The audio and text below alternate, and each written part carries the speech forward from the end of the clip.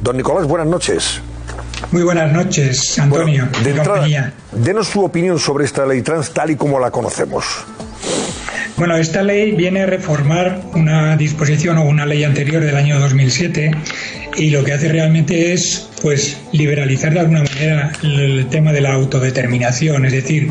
dejar que al final el sexo se convierta en una elección, o el género se convierta en una elección libre, sin ningún tipo, digamos, de informes prescriptivos que existían anteriormente de carácter médico, que es lo que diferencia con la ley anterior. De tal manera que por el deseo simplemente de cambiar de sexo, por esa especie de disforia de género que se puede tener en algún momento a lo largo de la vida, viene antes de la pubertad o de la adolescencia o en ya fases adultas, una persona que lo desee va al registro civil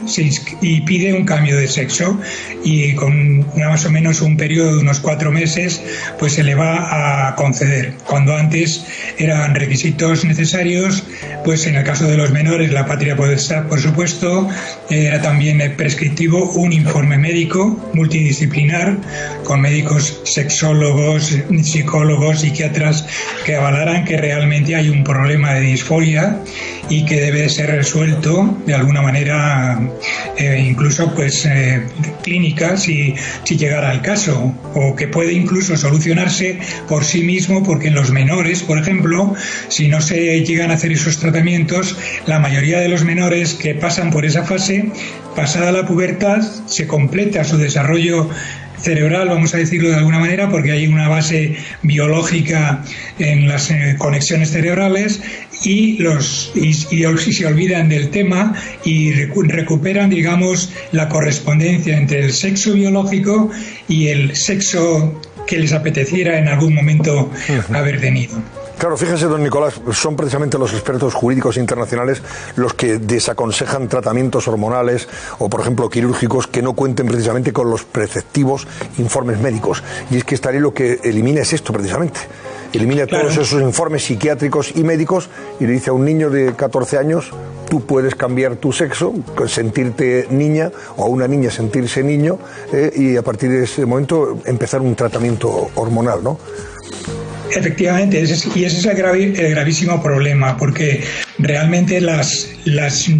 tratamientos, bien sean hormonales o bien sean quirúrgicos, los hormonales para hacer el cruce de sexo al sexo de apetencia, pues realmente son ciertamente agresivos y tienen sus consecuencias, ¿no? Y además, sobre todo, pues pueden tener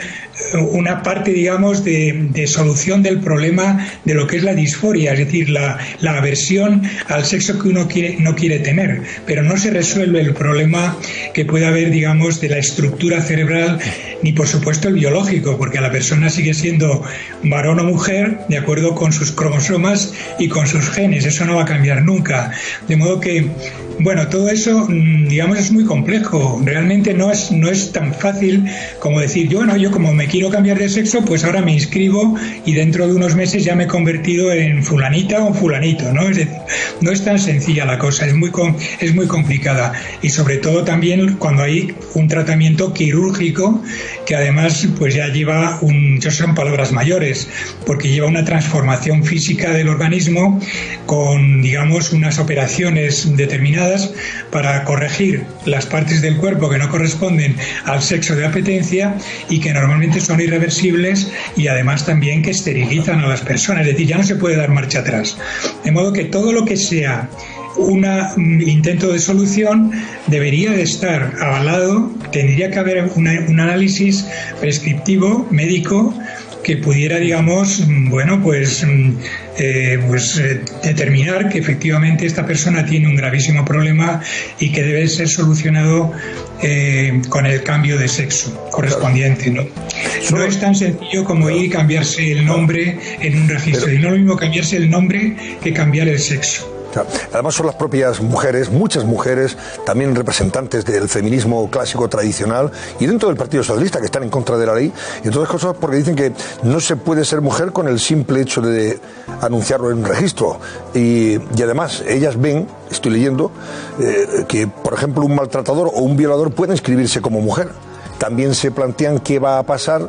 por ejemplo, con el deporte femenino, o si serán fiables las estadísticas que se usan para combatir la desigualdad que sufren las mujeres. Esto, desde el punto de vista jurídico y legal, va a tener también consecuencias serias. Claro que tiene sus consecuencias, y en el fondo esas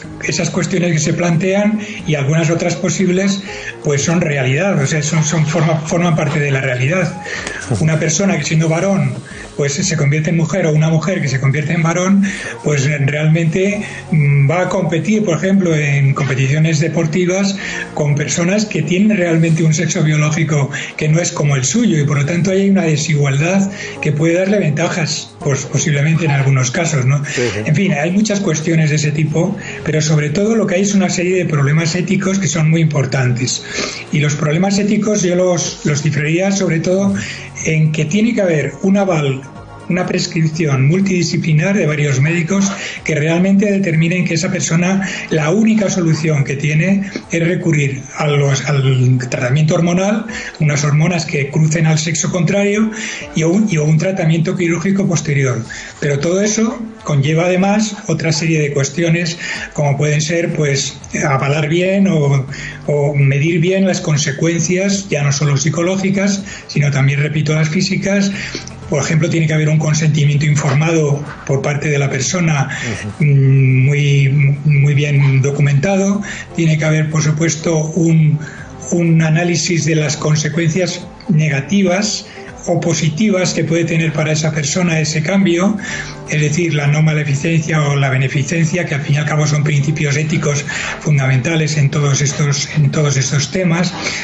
Luego también puede haber problemas de orden también jurídico, porque las leyes ahora mismo pues habrá que modificar alguna cosa, es decir,